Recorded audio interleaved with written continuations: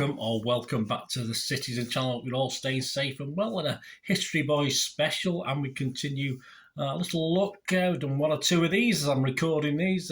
City imports. Yes, we'll look at City imports. Quite a few these days, a regular occurrence, not so much back in the 70s, that was for sure. And today we're going to have a look at, old Dragoslav Stepanovic. There you go, Dragoslav Stepanovic. Or, he was nicknamed Steppy at another club, and it sort of passed on to us as well. So we're going to have a look at him today. So please, if you are new to the channel, enjoy what I try and do. Everything City, past, present, and forever, of course. So it'd be great if you can join us, push that notification button, push that subscribe button, and spread the word even more importantly. If you are pressing buttons, if you can just press that little like button.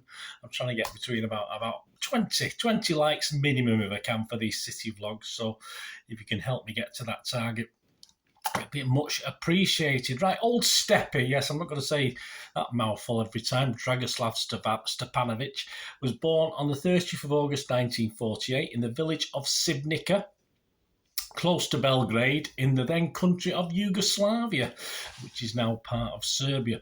Stepanovic made his name with OFK Beograd, where he was a right-back fixture for 11 years between 1962 and 1973, before moving on to Red Star Belgrade for 3 seasons until 1976. Due then to the transfer age restrictions in Yugoslavia, he had to wait until he was 28 years of age to move abroad and to try and earn a few extra quid, I suppose, as well. Steppy's first stop abroad was Bundesliga with Eintracht Frankfurt, where he became affectionately known as Steppy, which we'll call him.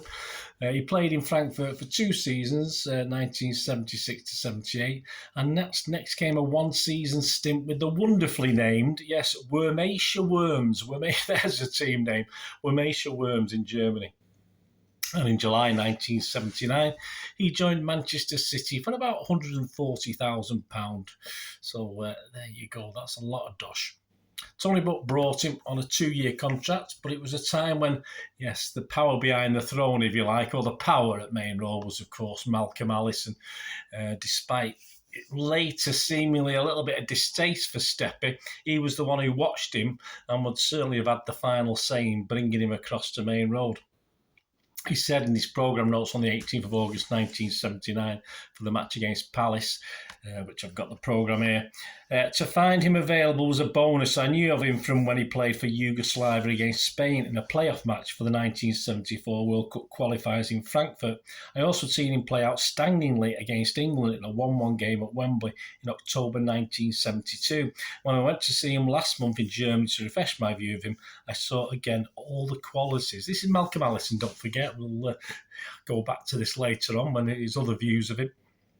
He's a very good all-round player with a lot of personality, quick, a good passer of the ball and a good tackler. He reads the game very well and is a born organiser. He can play in any position right across the back of the defence. Also, he gets on so very well with other players. There you go. So, high praise indeed from Malcolm. You've got to justify bringing him to the club, haven't you? So high praise from Allison there. 78-79 itself had been a bit of a dip for City after a couple of seasons challenging for top spot. We'd finished well down in the bottom half of the table, and with the return of Allison, the 79-80 season was, unfortunately to continue that sort of slump. He was just one of about 15 or 16's comings and goings, and that was before October. That was before there was no transfer deadline days in those days. Wheeling and dealing.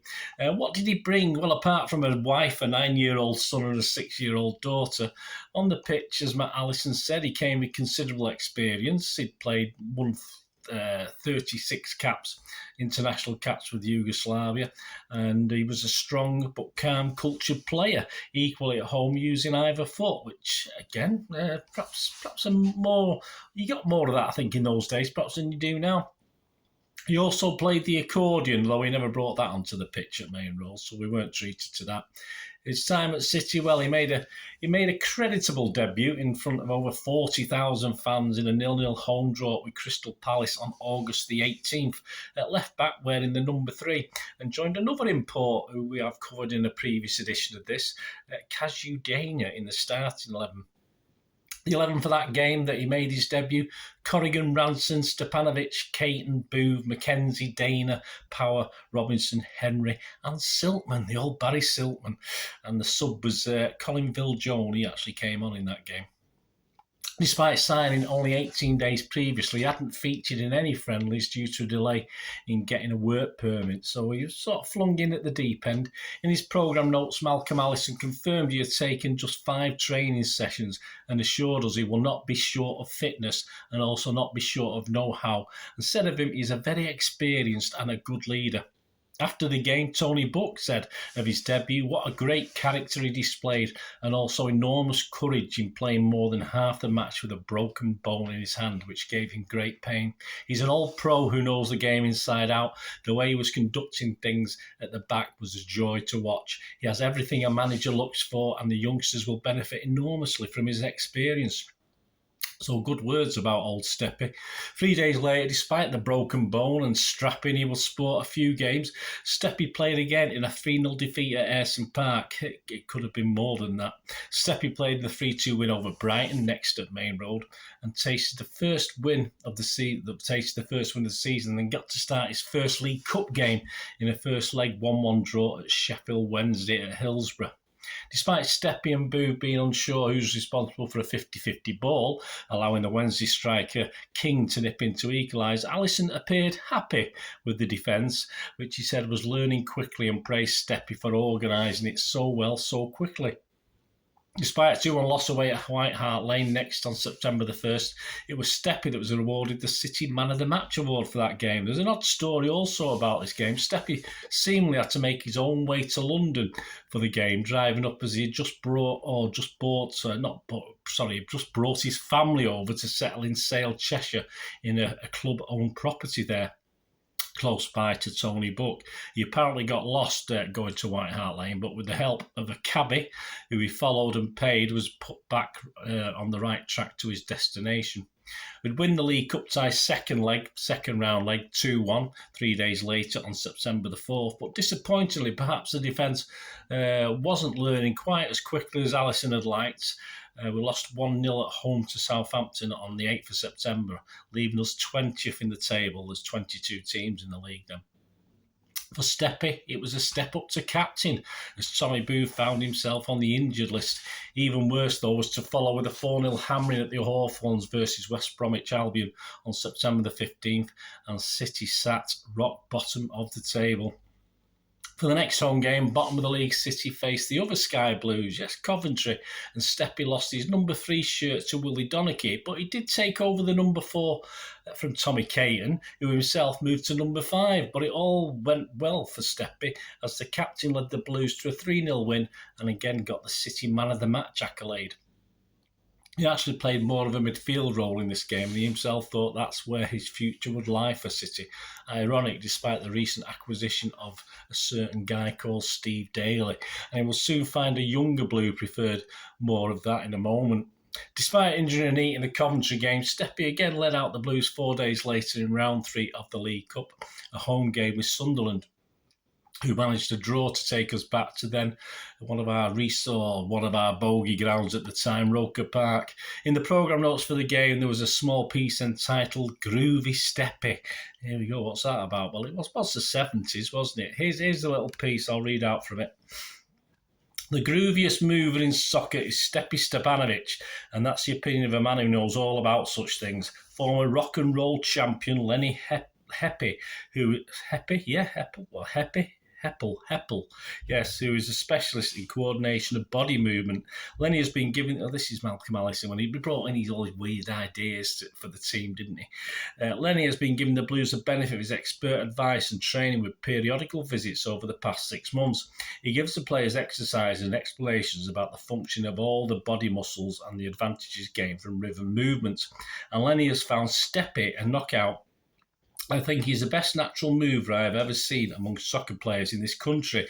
There's no manufactured movement with him. That doesn't mean he's the quickest person, but he's most fluent in his actions. He uses every part of the body to turn, which is virtually a banking effect. Most people are up and down in such movements. Steppy moves sweetly and fluently, which is tremendous for him as an athlete. Just watch him in action, Lenny advised. Lenny has been employed by several top football clubs and recently has been giving individual instructions to players at clubs in his native northeast at Sunderland and Borough. Actually, his son-in-law is Brian Pop Robson, the Sunderland striker who finished the game at Burnley last Saturday with a groin strain and seems sure to be absent from the Wearsiders lineup at Main Road. I'll be sorry if Pep doesn't play, but I'll be supporting City that night for the amount of work that goes into improvement at Main Road, apart from their receptiveness to any training methods that can be beneficial. They deserve to succeed. I look forward to my visits to work with the City players infused. Yeah, so you do look back at these little ideas that Malcolm Allison had at the time. Mild-tempered Steppy received his first booking, yes, in English football away at Leeds United, or Dirty Leeds as we fondly called them then, on to the 29th of September in a welcome 2-1 win. And this was our first away win from home of the season as we look to be climbing back up the league. It wouldn't last so sadly. This was followed though by elimination from the cup again at Roker Park as we lost the League Cup replay 1-0 despite being the better team for most of the game. Steppy was back in a familiar number 3 for Arsenal away on the 6th of October, a 0-0 draw, though he had to come off with a minor injury. Big money buy, never to be a superstar, City legend Steve Daly took over the armband, although Steppy was still being positive. Almost fluent in German now, he's working on his English with the help of 2 large dictionaries. He was also studying to be a coach, thinking ahead. A 1-0 home win against Middlesbrough on October the 10th, and a chance to link up with an old pal, Bozo Jankovic, who was at Middlesbrough at the time, was next, although after a small injury at Arsenal, they'd not been expected to play and didn't feature in the matchday 11 on the back of the programme. But after the victory, all seemed fine, as City sort of hit mid-table, all going good. He found himself, though, on the bench for the next 2, a 1-0 home win over Forest and a 2-2 draw at John Bond's Norwich on the 13th and 20th of October, respectively. Nicky Reid, yes, another young player, slotted in at 3 and a big favourite of Allison's, and we did mention there'd be another competitor to that midfield position. Another big favourite, of course, of Allison's, Dave Bennett, slotted in at number 4. And on the 23rd of October, he featured just for the reserves in a 5-0 win at Sheffield United. So that's part 1 of this little look at Steppy. Of course, that reserve outing, you will see quite a few more over the next 18 months or so at City. So join me in part 2 as we look where it sort of all starts falling apart a little bit for our Stepanovic. Thanks for watching. Please, any members you've got, let me know. It'd be great to hear from you. I'll be back very soon. So until we meet again, please stay safe, Blues. Come on, City. Bye for now.